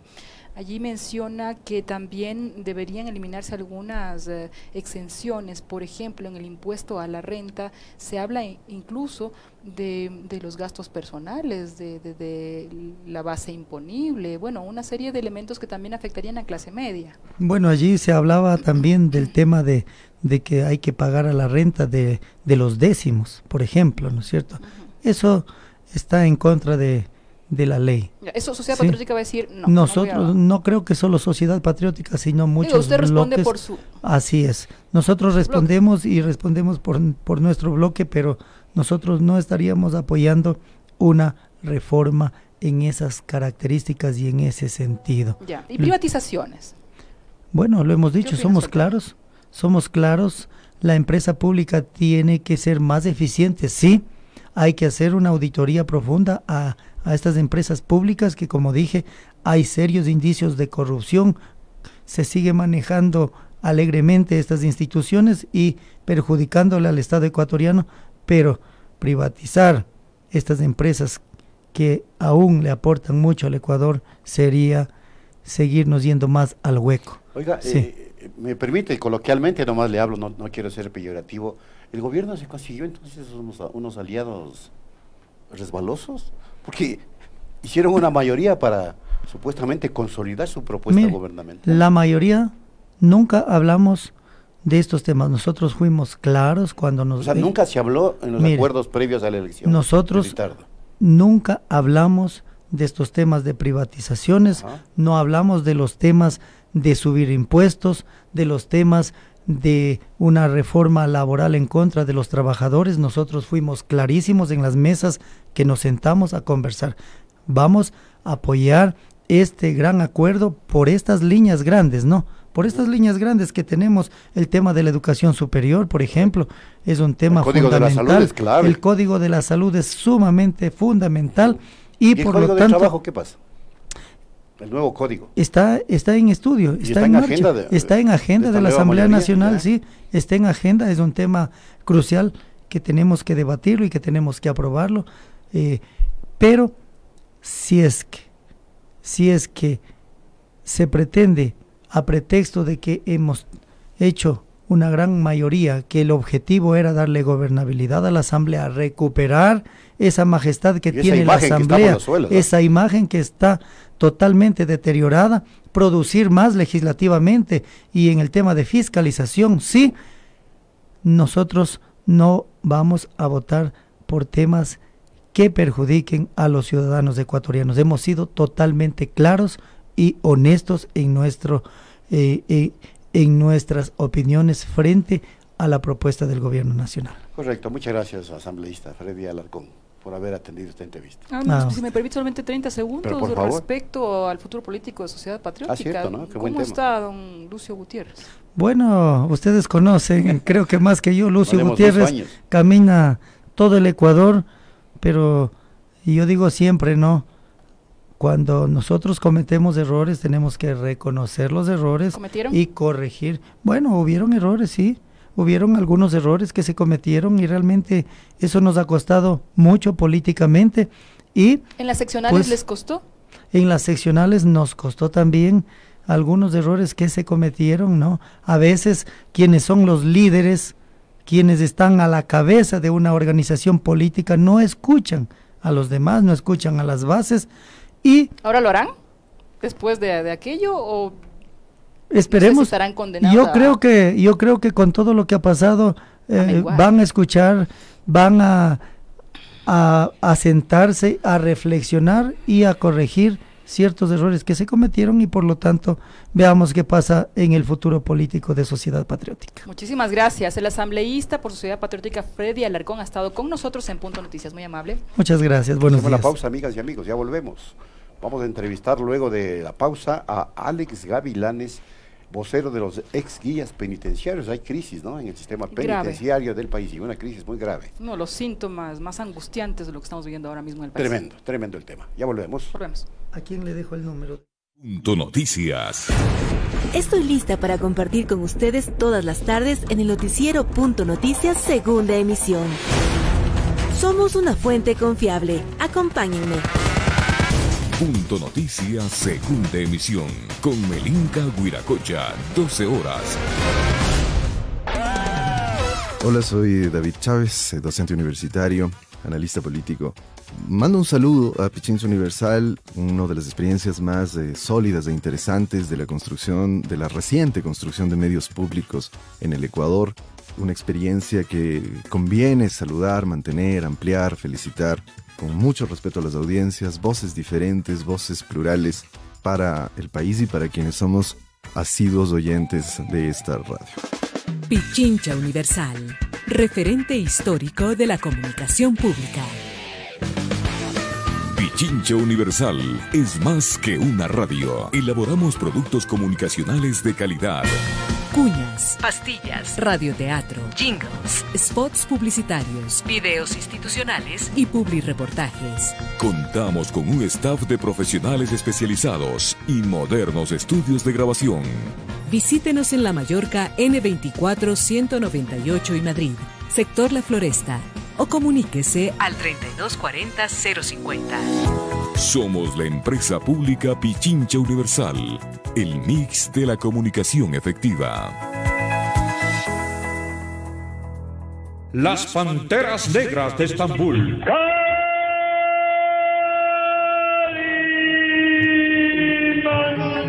Las Panteras Negras de Estambul. Una peligrosa y emocionante aventura de Calimán. De lunes a viernes en horario estelar, 14 horas 30, su reprise, 22 horas. Y todo el resumen especial de la semana, los domingos a partir de las 20 horas.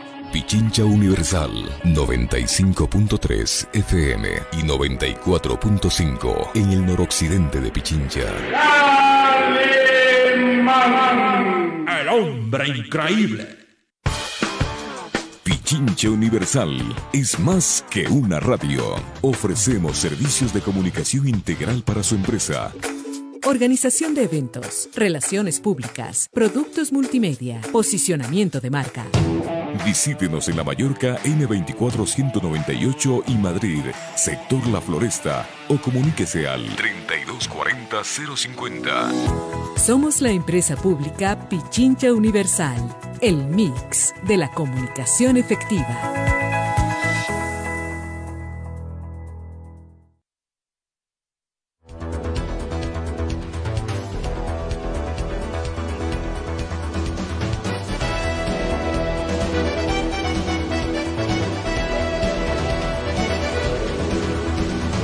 8 de la mañana con 38 minutos. Recibimos con mucho gusto a Alex Gavilanes, vocero de Ex Guías Penitenciarios. Nos preocupa el sistema de rehabilitación social. Esta frase quizá en conflicto, porque no sé si es que precisamente haya rehabilitación en las cárceles de nuestro país. Muchas gracias, don Alex Gavilanes. Cuéntenos, ¿cuál es la experiencia que se tiene a nivel del sistema y cuál, desde su punto de vista, las alternativas para salir de la enorme crisis en la que ahora mismo estamos? Gracias y un saludo a la audiencia. Nosotros estamos presentando una propuesta al gobierno nacional que consiste en que sea revisada nuestras carpetas una por una.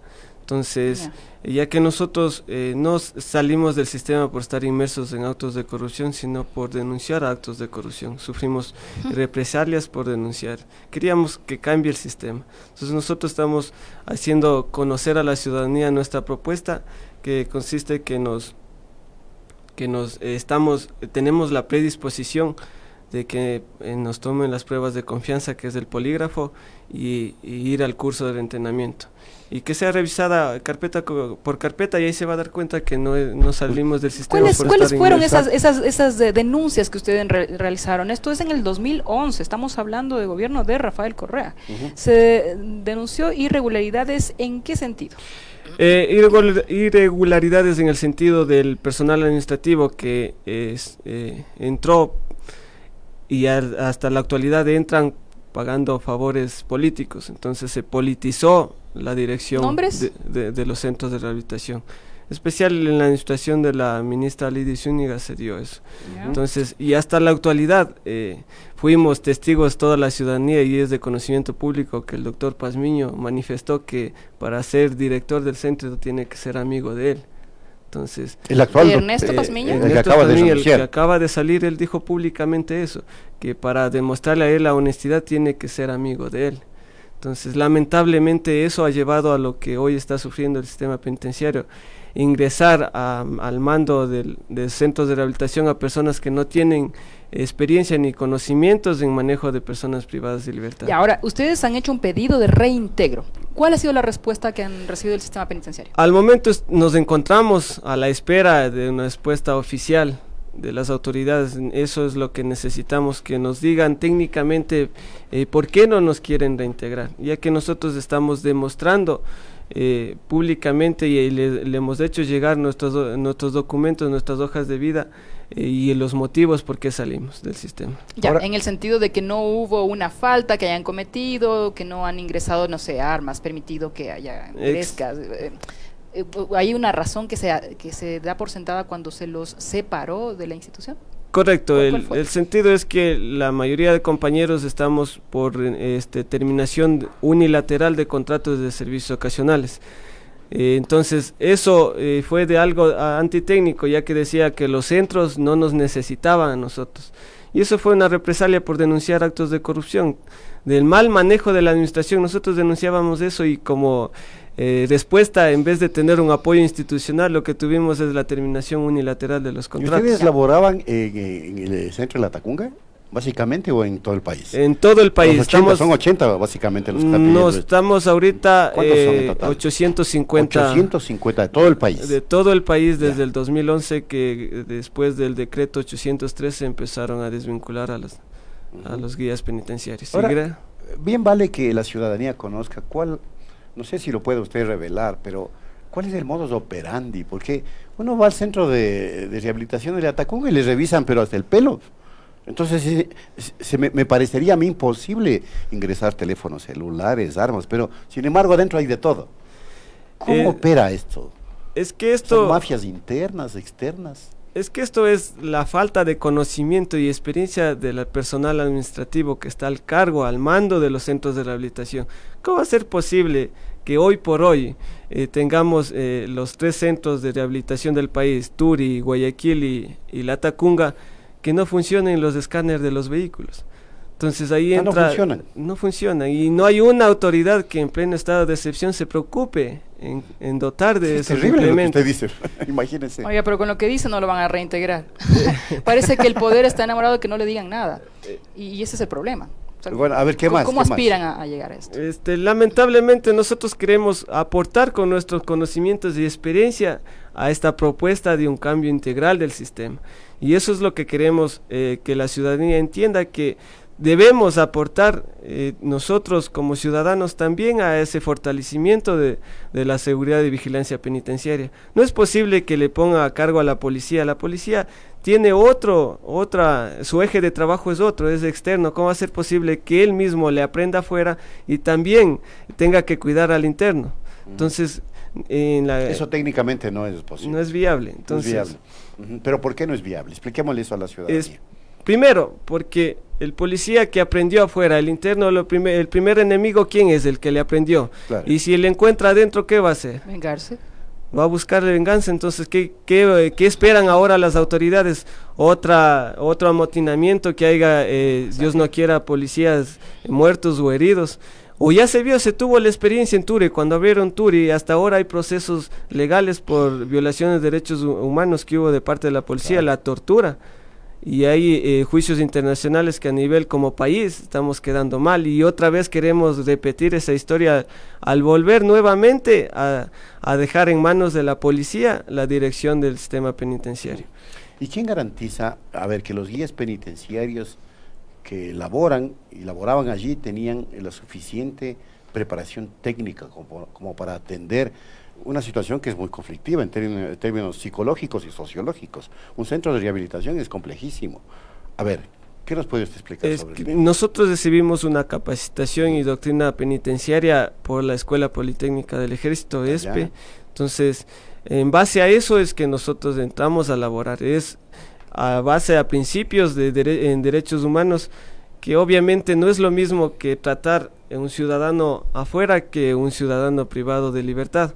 Entonces, de esa parte las autoridades no están diferenciando, al poner al frente a la Policía Nacional están mezclando las dos cosas, y eso no tiene que ser así. Mejor las autoridades lo que tenían que hacer, aprovechando el estado de excepción, es tomar realmente en cuenta que fortalecer el servicio de seguridad y vigilancia, el sistema penitenciario. Tenemos una escuela lamentablemente cerrada, escuela penitenciaria, que hoy es la oportunidad de que puedan reabrir, con la propuesta que nosotros le estamos presentando, que representa un ahorro de recursos, ya que nosotros tenemos la capacitación, tenemos la experiencia, inmediatamente podemos ingresar a los centros de rehabilitación, y además estamos predispuestos, antes que nos ingresen a nuestros puestos de trabajo, pasar por las pruebas de confianza, que debe ser un requisito mínimo para ingresar a la hora. El gobierno está hablando de que estarán ingresando en los próximos días, no sé si 500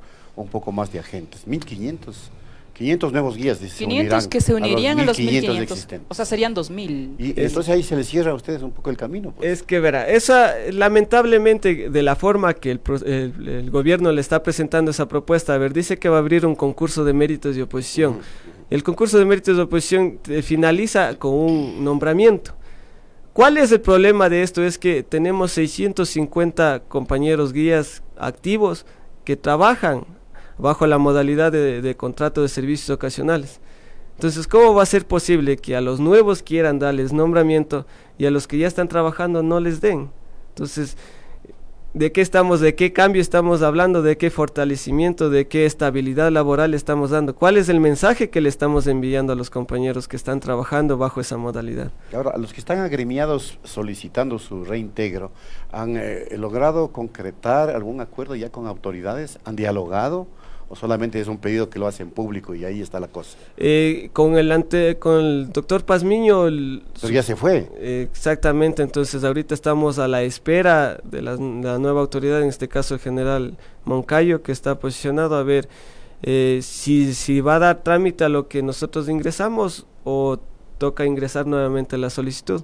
Entonces vamos a tratar de hablar con él a ver cuál es su postura y que nos den una respuesta técnica, por qué no nos da paso a nuestra propuesta. ¿Cuál es el grado de la infraestructura o la situación de la infraestructura de los centros penitenciarios? Porque se ha oído escuchar demasiado que no se cumple con los estándares adecuados en este sentido, en este punto tan importante.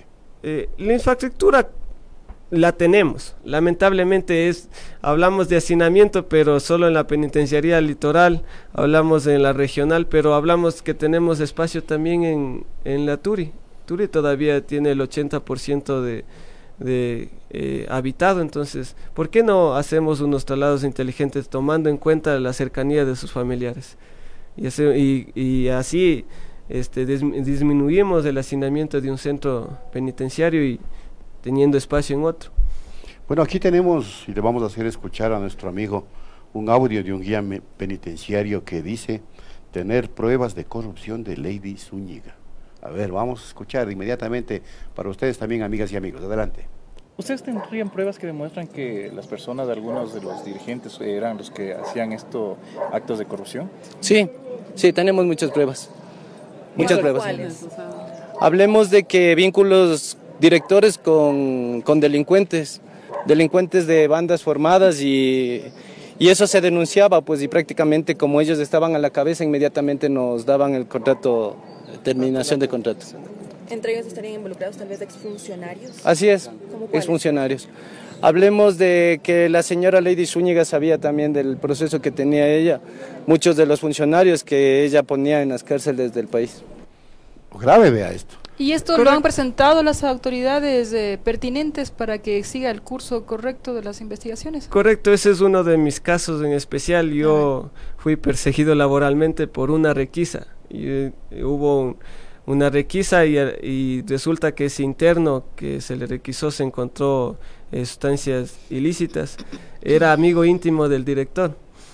Entonces tuve amenazas de muerte, sufrí 2 atentados, tengo con documentos una denuncia en fiscalía.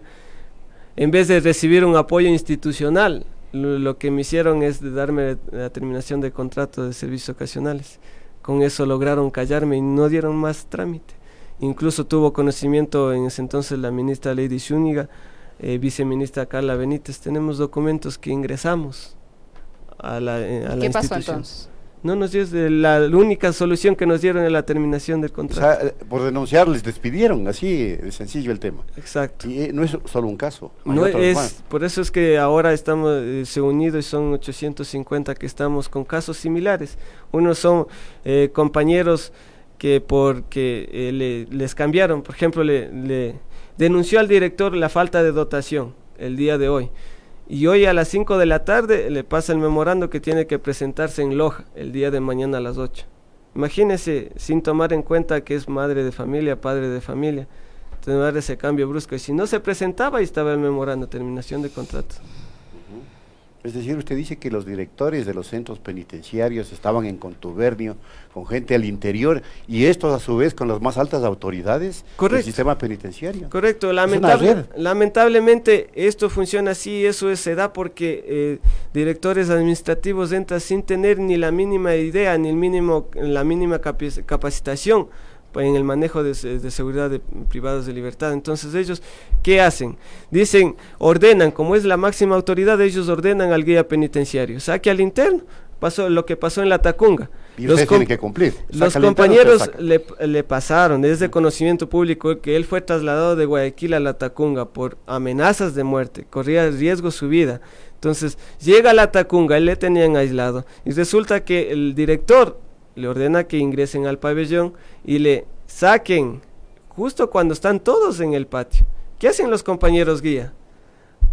Cumplen esa orden, porque si no cumplen, si no es el cambio administrativo a otra ciudad, lejos de su familia, es la terminación de contratos de servicios ocasionales. Así de sencillo, si no le cumplen.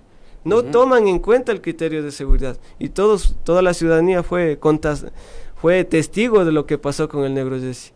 Ahí, claro, se pudo ver en los...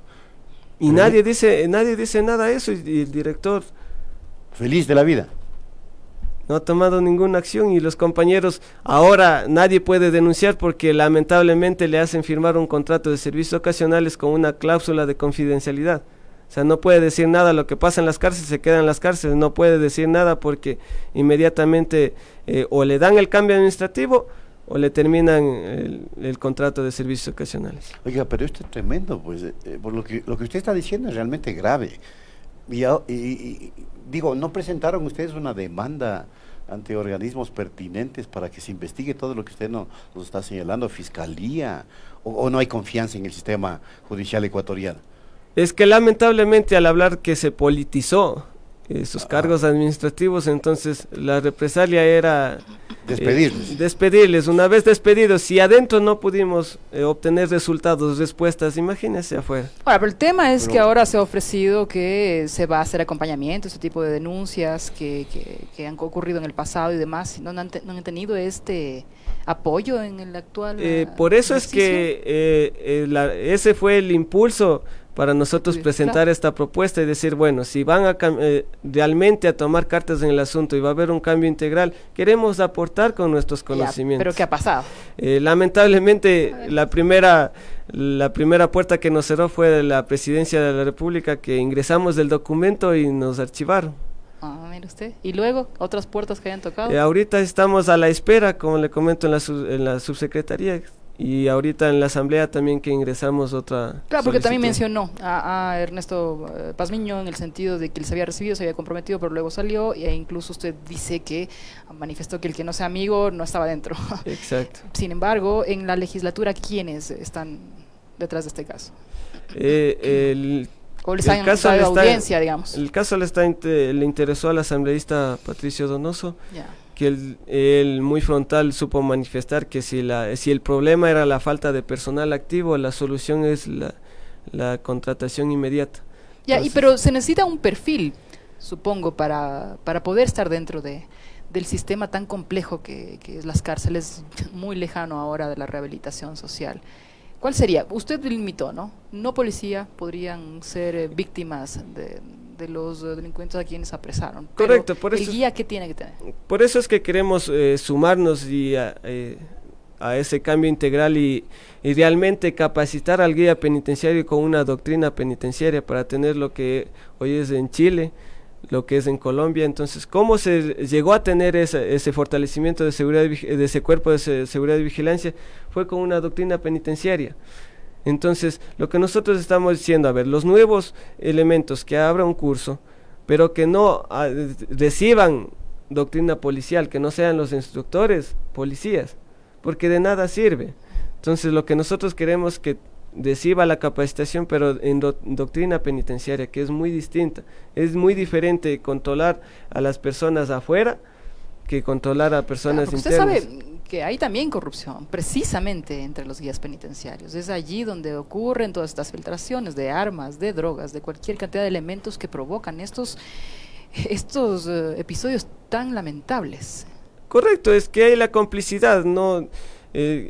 por eso no tenemos que generalizar, obviamente hay malos elementos. Sin duda.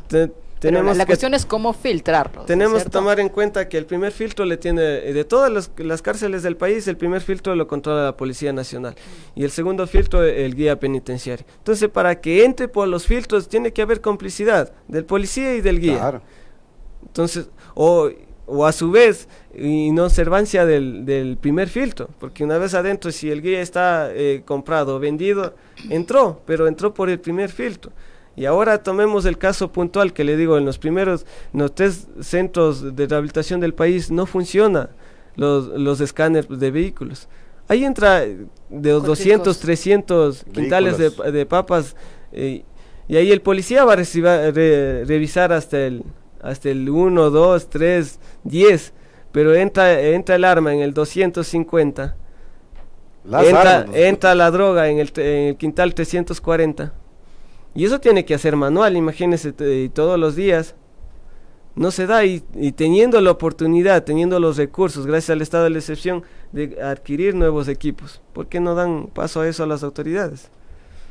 Es una de las soluciones también, y no están tomando cartas en el asunto, lamentablemente. Interesante. Bueno, que haya trabajo, ¿no? Tan que haya suerte en la gestión que están realizando. Bueno, de gente honesta lo que... Por eso es que pedimos que nos revisen carpeta por carpeta. O sea, también hay personas que salieron por estar inmersos en actos de corrupción, eso no lo negamos, pero no nos generalicen, no nos discriminen por uno, no digan que todos salimos por lo mismo. Entonces nosotros tenemos documentos y somos la gran mayoría que por denunciar actos de corrupción sufrimos represalias, persecuciones laborales, que hay en muchos casos compañeros que estuvieron detenidos, presos 1 año, 6 meses y le declaran inocentes. Y no le devuelven su trabajo. No le devuelven su trabajo y estuvo preso, le votaron y le votan es por faltas, no por el asunto legal que tenía. Y eso son represalias por denunciar actos de corrupción. Y lamentablemente de esa manera nos callaron. Y ahora con una cláusula de confidencialidad le están callando a los compañeros activos. O sea, ¿de qué cambio integral estamos hablando? Y nuevamente, de toda la vida ha sido esta historia de que poner al mando a la Policía Nacional. Y volvemos a lo mismo. Bueno, que entonces estos pronunciamientos los tomemos en consideración para contrastar con quienes liderarán el tema en breve sobre... El general Moncayo, dice usted, ¿no? Sí, ahorita está le vamos a llamar para poder dialogar sobre esto que nos ha dicho Alex Gavilanes, vocero de los ex guías penitenciarios que están buscando su reingreso a la institución. ¿Paco Moncayo? No sé si sea Paco, no debe ser Paco. No, es de la Policía Nacional. Ajá. Bueno, vamos a averiguar quién es el que está a cargo del tema centros penitenciarios. Dice acá nuestro amigo que es el general Moncayo. El nombre, no sé. De la policía, no el general Paco Moncayo. No. Desde luego que no. Ya vamos a averiguar. Gracias, Alex. Muy amable. Le agradezco por el espacio, gracias. Bueno, y a todos ustedes, se han conectado cualquier cantidad de personas el día de hoy, agradecemos muchísimo la confianza, un equipo fantástico además acá en el noticiero, muy amables por estar allí pendientes de la información, siempre presentando todos los elementos para que usted se haga su propia idea, propia. Hasta la próxima. Hasta la próxima, ya viene La Oreja Libertaria.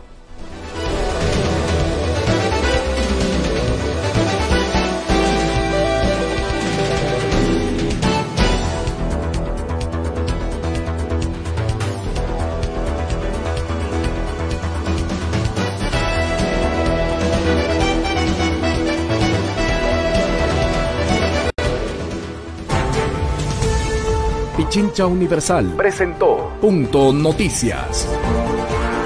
Lo mejor en noticias.